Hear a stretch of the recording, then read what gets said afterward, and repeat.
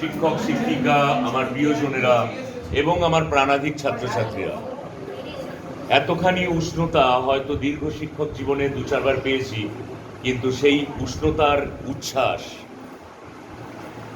যে বাঁধনহারা ভালোবাসার আবেগ আমায় ছুঁয়েছে, যে আজকে আমি কিভাবে গুছিয়ে কথা বলবো, কিভাবে বকা দিতে হয়, শব্দ খুঁজে পাচ্ছি না আমি। আমার টিচাররা বলছে আপনি চুপ করান, শান্ত করান। মনে হচ্ছে বকা দেব ওদের, যারা ছাড়া আমার কোনো আইডেন্টিটি, পরিচয় কিছুই নেই। আমার অস্তিত্ব অনেক হালকা হয়ে যায় যাদের উপস্থিতি ছাড়া।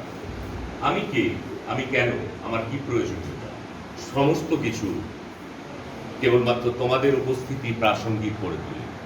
তোমাদের সেই সকল ভালোবাসাকে আমি করজোড়ে আমার প্রণাম জানাই। আমার ভেতরের আবেগ, উচ্ছ্বাস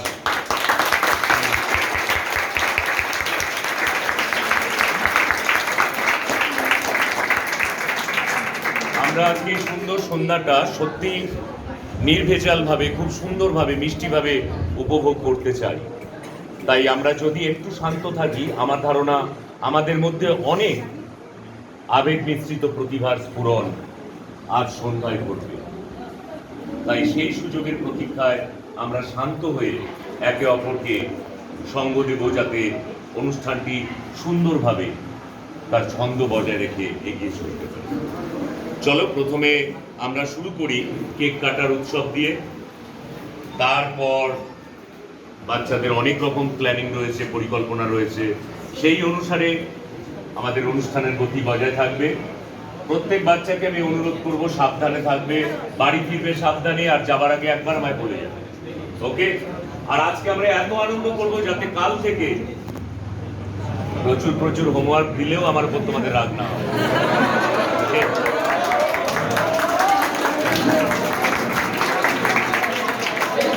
যখন 19 বছর বয়স ছিল তখন থেকে পড়ানো শুরু করি, তখন আমার কলেজের ফার্স্ট ইয়ার। সেই সময় তো বলবো না, কিন্তু 22-23 বছর বয়স থেকে আমার একটা স্বপ্ন ছিল, আমরা এমন একটা ইনস্টিটিউট সায়েন্সের জন্য তৈরি করব যেখানে বাচ্চাদের লাইব্রেরি থেকে শুরু করে সব রকমের সুবিধা সহকারে, যেখানে প্রেশার ক্রিয়েট করে নয়, প্রেশার কুকার বানিয়ে পড়াশোনা নয়, যেখানে খুশিতে, আনন্দে, ফান গেমের সাথে আমরা পড়াশোনা করতে পারবো। আর এই ইনস্টিটিউট গড়ার স্বপ্ন সফল হতোই না তোরা ছাড়া। আরো কয়েকজনের নাম বিশেষভাবে আমায় আজকে বলতেই হবে, যারা এখানে উপস্থিত রয়েছে, যাদের সহযোগিতা ছাড়া আমি এক পাও চলতে পারতামই না। তোমাদের প্রিয় ধ্রুব স্যার, দীপ্তেশ বঙ্গ,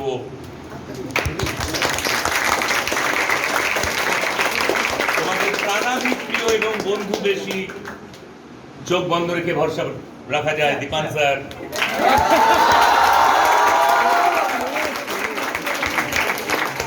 স্বপ্ন আমি নৈহাটি ছাত্রদের দেখাতেই পারতাম না যদি না আমার সাথে থাকতো এসএস সুপ্রীতি সাহা।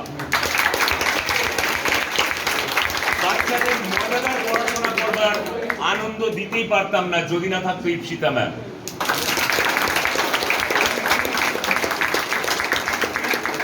আর আমাদের সঙ্গে আরো নতুন হাত মিলিয়েছে আরো দুই বন্ধু, আরো দুই শিক্ষক, কিন্তু তাদের থেকেও আরেকজনের নাম আমি পরে বলছি, আমাদের দীপ এবং অনুষ্কা ম্যাম। এবার আরেক ভদ্রলোকের কথা আমার বিশেষভাবে বলতে হবে, যে ভদ্রলোকের থেকে আমি অনেক কিছু শিখি, কি করে শব্দকে ব্রহ্ম বানিয়ে গভীরতা স্পর্শে তার মসৃণতাকে আরো পুরোধার করে তুলতে হয়। আমার প্রাণাধিক প্রিয় ছোট ভাইয়ের মতন সৌদি, ইংরাজি শেখানোর ব্যাপারে আকার হচ্ছে, কিন্তু সর্বোপরি এই ইনস্টিটিউটের সবচেয়ে বেশি বোঝা যার মাথার উপর থাকে, যে দুপুরে ঘুমোয় না, রাতে কম্পিউটার নিয়ে পড়ে থাকে, সেই ধ্রুব সত্যকে অস্বীকার করি কি করে?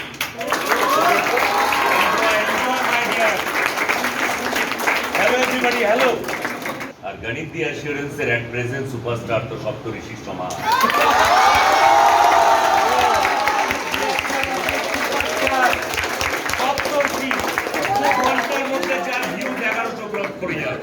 He is a superman, mind-blowing king of chemistry, Saptarshi, our superstar.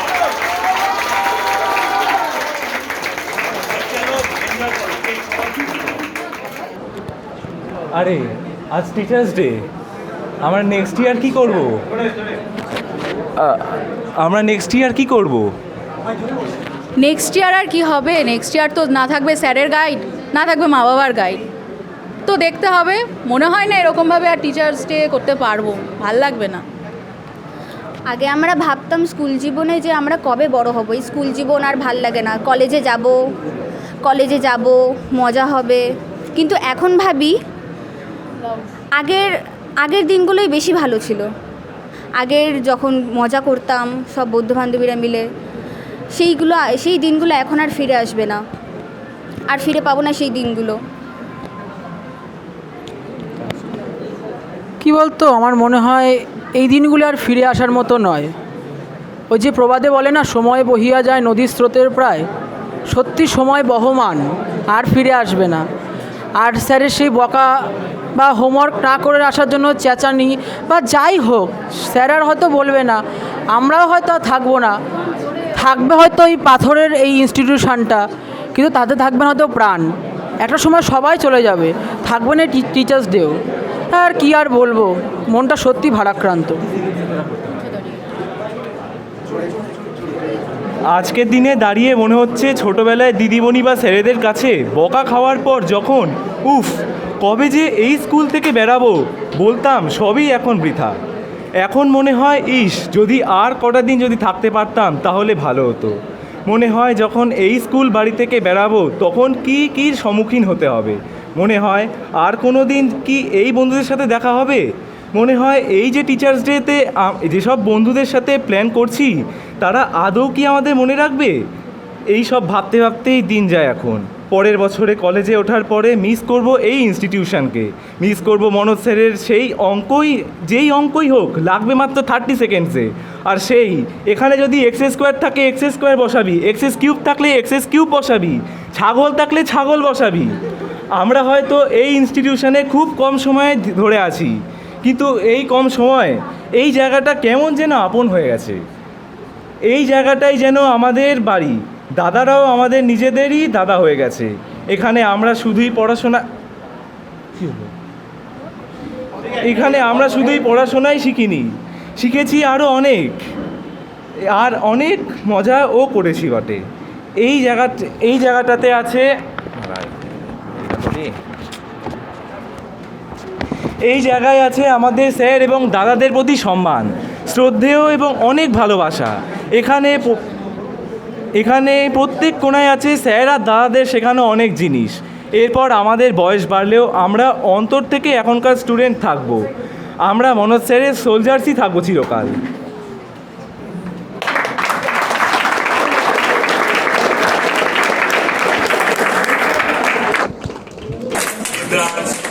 সিঞ্চিনি, রূপরেখা, শুভম চারজন শ্রুতি নাটকের মাধ্যমে সুন্দর একটা মুহূর্ত বিদায় দেওয়ার সাথে সাথে, স্মৃতিমন্থন করার সাথে সাথে নতুন যে জীবনে তোমরা পদার্পণ করতে চলেছ তারও ইঙ্গিত দিয়ে রাখলো আজকের এই পরিবেশ। এত সুন্দর একটা মুহূর্তের পর আমরা একটু আধুনিক হওয়ার চেষ্টা করছি কেক কাটিং এর মাধ্যমে। তারপর ওদের আরো কিছু বিস্ময় করে দেওয়ার মতন, সারপ্রাইজ করবার মতন প্রোগ্রাম রয়েছে, সেটাতেও আমরা দেখতে পাবো, তারও সাক্ষী থাকবো। ওকে, এবার আমরা কেক কাটার দিকে এগোচ্ছি। ধীরে ধীরে ছুরি নামালাম। বাচ্চা লোক, it is very easy if you are not so busy in social media.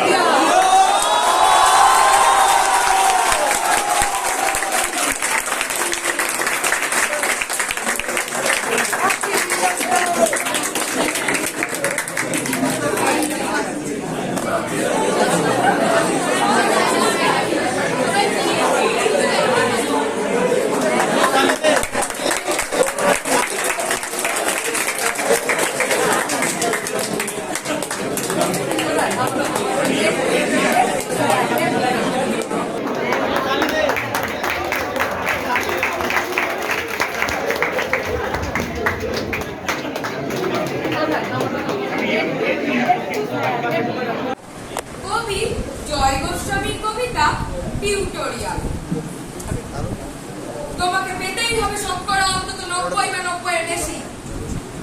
তোমাকে হতেই হবে একদম প্রথম, তার বদলে মাত্র 85। 5টা নম্বর কেন কম, কেন কম?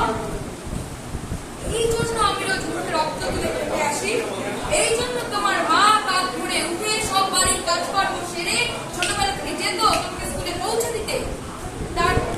তারপর ছুটি হতে ভিড় বাজাতে মিলি বাস ছেড়ে ছোটবেলাদের ওই খারাপ মেজাজ সহ্য করে বাড়ি এসে না হাঁপিয়ে আবার তোমার পড়া নিয়ে বসে পড়তো, যতক্ষণ না আমি বাড়ি ফিরে তোমার হোম কাজ দেখছি। তারপর আচলে নিচে ঢুকতো কি ওই ব্যবসা রান্না করে। এই জন্য আমি হাট ভাগা ওভার টাইম করে তোমার জন্য আন্টি রাখতাম। ওটা মাইনে, ভদ্রতার চাদর খাবার, তাতে কত খরচা হয় রে রাস্তায়। বুদ্ধি আছে হিসেব করবার? শুধু ছোটকালে নয়, এখনো কি তোমার টিউটোরিয়ালে পাঠিয়েছি। জানিস না কিরকম খরচাপাতি তার? ওখানে একবার ঢুকলে সবাই প্রথম হয়, প্রথম কারো অধিকার নেই দ্বিতীয় হবার। রোজ যে যা দেখিস না কত সব বড় বড় বাড়িও বানায়, কত সব গাড়ি আসে, কত বড় গাড়ি করে বাবা মারা ছেলে মেয়েদের নিয়ে যায়। আর ওই গাড়ির পাশে না পিছনে দাঁড়াতে দেখিস না নিজের বাবাকে? হাতে অফিসের ব্যাগ, কেমো জামা, ওপর টিফিন বাস্ক, ভাঙা মুখ, দেখতে পাস না? মন কোথায় থাকে ওই মেয়েগুলোর দিকে যারা তোর সাথে পড়তে আসে? ওরা তোকে পাত্তা দেবে ভুলেও ভাবিস না। ওরা কত বড় লোক, তোমার পাত্তা খেতে হলে থাকতে হবে বিদেশে, ফরেনে, এনআরআই হতে হবে, এনআরআই। তবেই ম্যাজিক দেখবে। ব্যবসায়িক দিক থেকে মন্ত্রী অব্দি একটা কিছু। তো আমাকেও নিয়ে যাবি, তোর মাকে আমাকে মাঝে মাঝে রাখবি নিজের কাছে এনে। তার জন্য প্রথমে হওয়া দরকার, প্রথমে। তাহলেই ম্যাজিক দেখবি। ছবি ছাপবে খবরের কাগজে, আরো দরজা খুলে যাবে, আরো কাজ। অন্যদিকে মন দিস না, বাঁচতে হলে বাঁচার মতো বাঁচ। না বাবু, না বাবু, আমি মন দিই না কোনো দিকে। না বাবু, না বাবু, আমি তাকাই না মেয়েদের দিকে। ওরা তো পাশেই বসে, খুব ভালো ছেলে, খুব ভালো। কথা বলে। না বাবু, না পড়ার কথা দেখি না।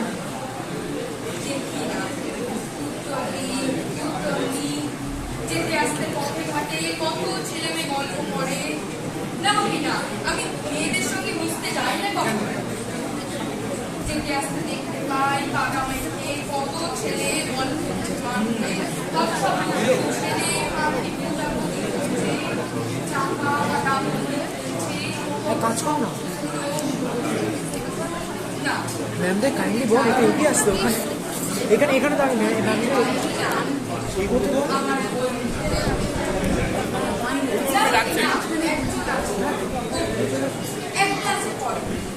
বলে ওর বাবা ওকে বলেছে কাগজের ছবি, ওর বাবাও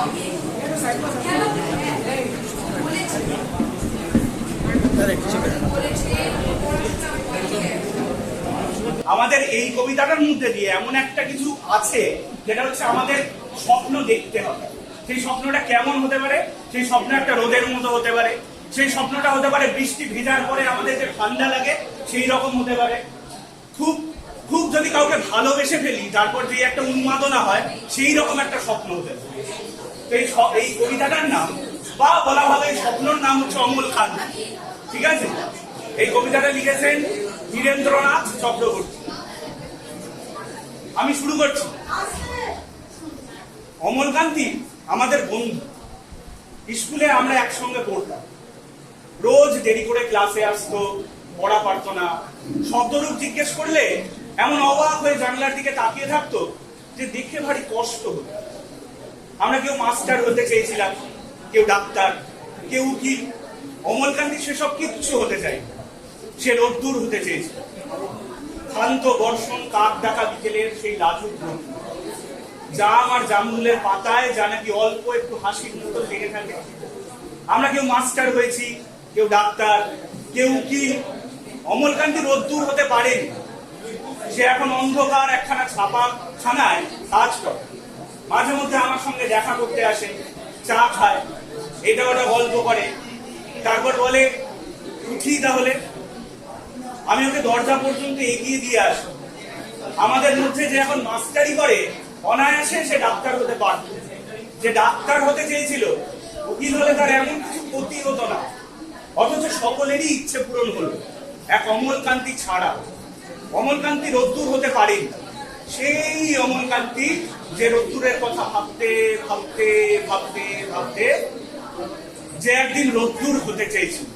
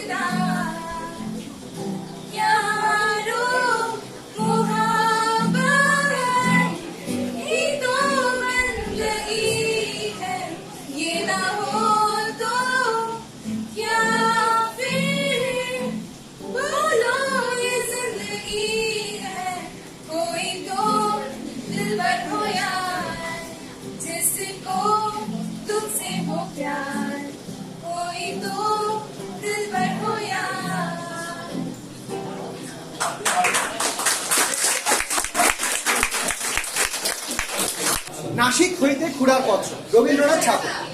একটু কি চুপ কর, এসে তোরা একটু ঠিক কর, সামনে লোকজন, অনিরুদ্ধ, স্নেহাশিস একটু চুপ কর। আচ্ছা, নাসিক হইতে খুড়ার পত্র, রবীন্দ্রনাথ ঠাকুর। कलकत्ता में चला गए रे सूरेन बाबू मेरा, सूरेन बाबू असल बाबू, सकल बाबू को सेरा। खुड़ा साहब को काय को नहीं पतिया भेजो बच्चा, महीना भर कुछ खबर मिले ना, ये तो नहीं अच्छा।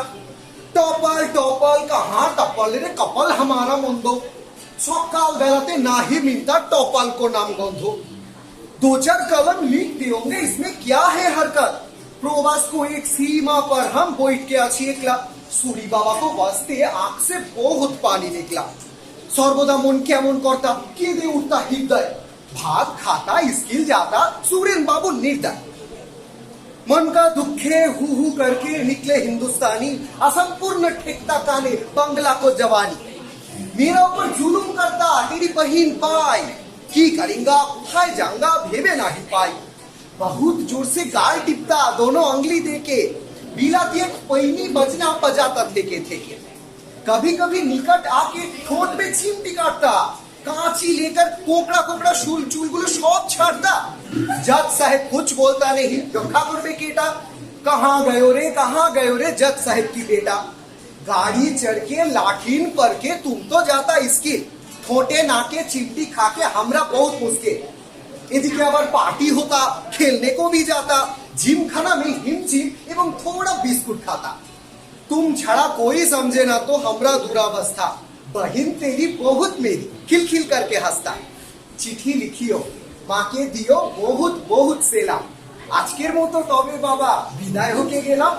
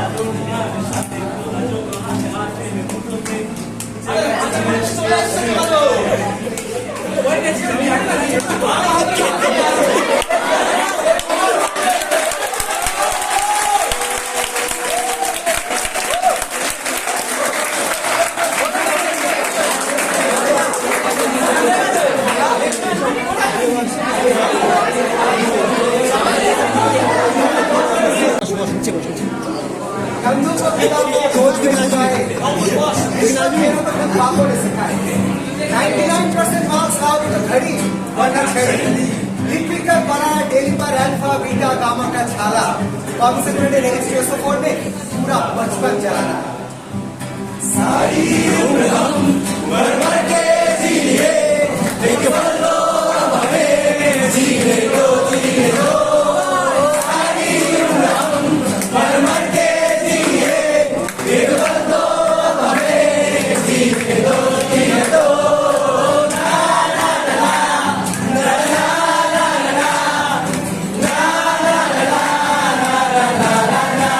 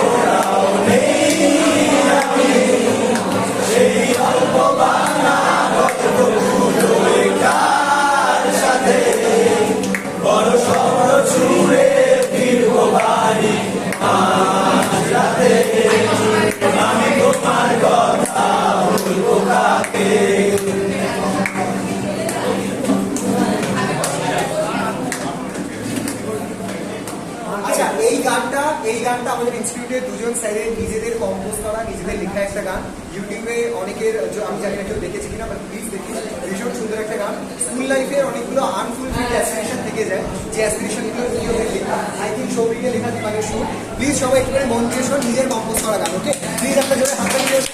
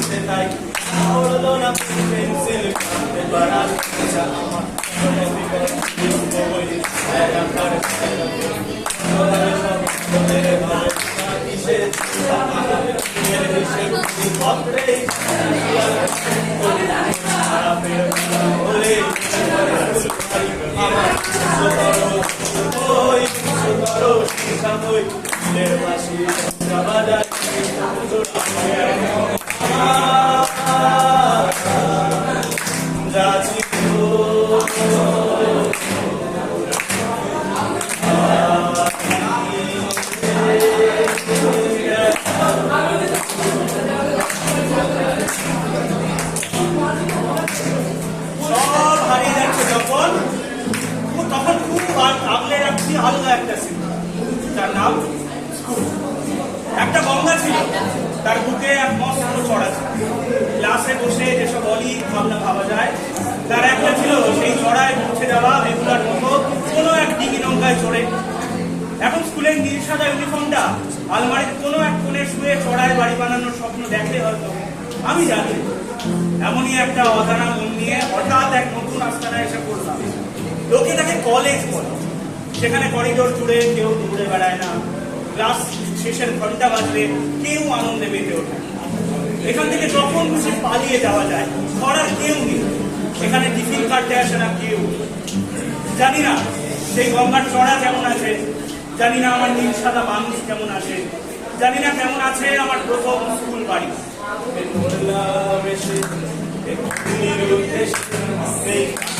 হিসেব ছিল তাগিদ মনের ব্যাগ আমার রইল